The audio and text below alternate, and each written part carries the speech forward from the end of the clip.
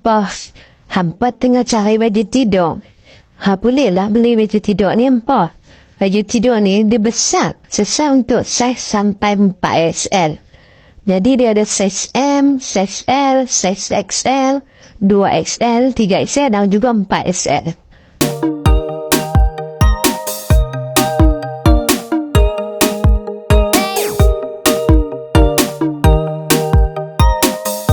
Pakai baju tidur ni kau sesalah kepada hampa yang panah malam-malam.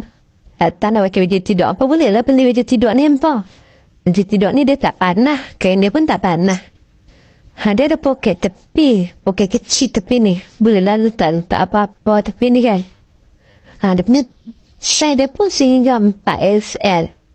Warna ada corak. Hampa boleh pilih. Hampa boleh tekan di beg kuning. Pada yang badan besar pun boleh pakai. Dia ada size sampai 4XL.